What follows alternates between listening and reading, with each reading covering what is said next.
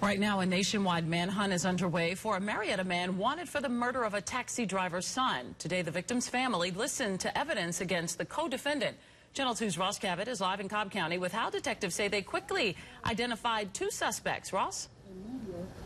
Jimmy, this was a horrific case. We were on the scene within minutes after the son of this taxi driver was murdered on busy Franklin Road in the middle of the day in February. Now, police said when they arrived at the scene, one of the first things they did was try to figure out what phone called that taxi cab, and when they found out, they immediately recognized the number.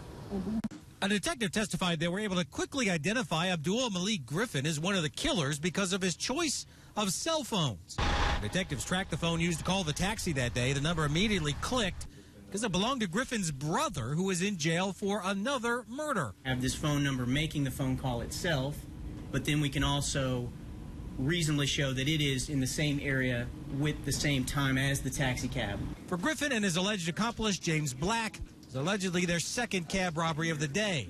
In this red cab, Thomas Areola was riding with his son, Thomas Jr., a 22-year-old mentally disabled man who friends tell us has the mental capacity of someone half his age.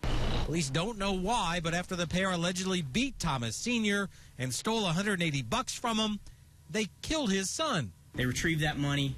After they had possession of the money, a round was discharged, striking our victim. Thomas Sr. drove his taxi a few blocks away to a store where he called for help.